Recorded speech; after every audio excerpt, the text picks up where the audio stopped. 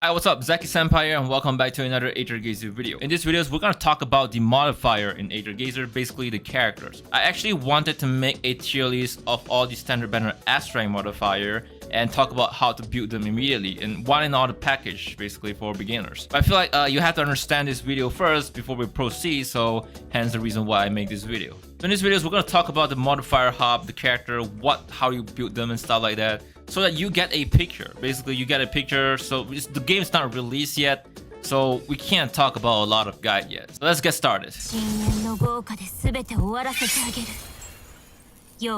the lobby at the bottom left, you can actually see that there is a modifier tab, and once you tap, you get into the Modifier Hub.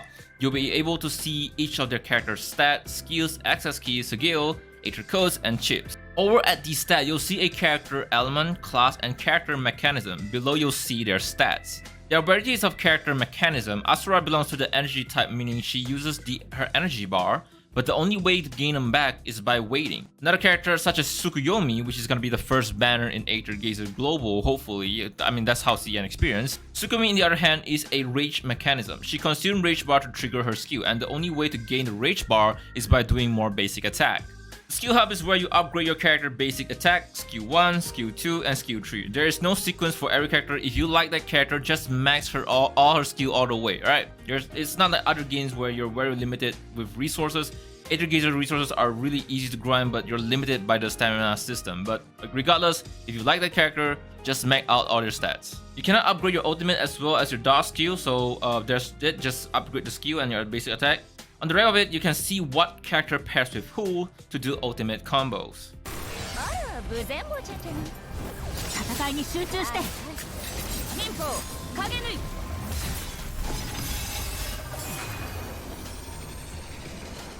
Next, we have the Access Key Hub. It's where you upgrade your character weapon. Just limit break them to the max, very straightforward in this game. Aside that, you can also equip Factor, I don't know how they pronounce it. Each Factor, or called weapon key by the CN veterans, belongs to a specific character. You can equip others that are not specific to the character just for stat boost, but if you equip one that is specific to the character, it will boost their damage, some give buff, some changes their cooldown, some changes how their skills work. Multiple pieces of the Factor can be used to limit breaking them, or there is actually a F2P way by doing daily and weekly. The way to obtain this Factor are through gacha. I made a video talking about how in the video showing in the screen, not every character needs it, so it's very important you follow content creators or your fellow gamers for discussion whether your specific modifier needs it or not. The best way I would recommend you is to just, if the game everything just follows the stats and everything is the same, then just follow the CN tier list. Next is skill. I don't know how to pronounce it again. Each modifier has a 6 slots of skill with different direction. It's recommended to follow a set of 3 to 3, as only by equipping 3 per set will give you the sigil's true potential. Otherwise, just stat boost. The game does give you the recommended sigil build, but as we go through future patch, there is going to be more sigil release, and more types of sigil grants different kind of effect, like fire element boost or cooldown reduction. So the recommend is not always the best in the future. It's very important to understand that each direction of the sigil provide different kinds of flat stat. So play this in your own favor, or refer to the English guide shared by Allur here. He or she actually translated the entire sigil from CN to English. So really appreciate it, Allur. I just contacted him, he did not reply me, but I'm gonna share this and I'm gonna link it down in the description as well.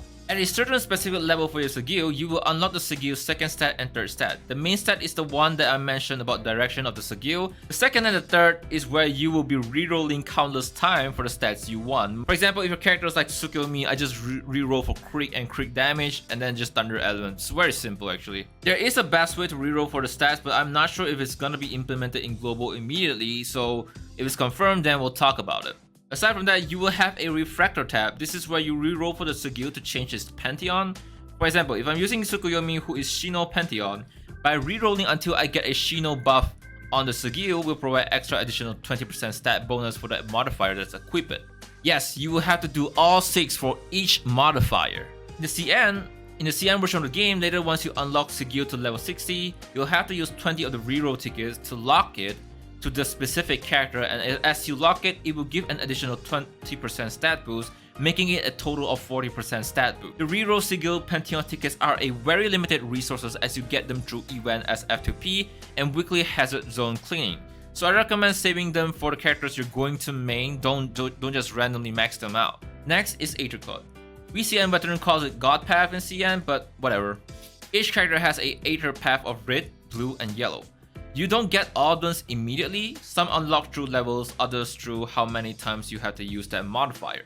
The Aether paths are not the same for every modifier, but it does change how their skill works. Depending on what kind of Aether path you choose for that specific modifier, it changes how their skill works, so it's something YouTubers will tell you what to pick, or just refer to the CN tier list, or just discuss it with your friend, or just based on your own experience. Last but not least, we have the cheap section.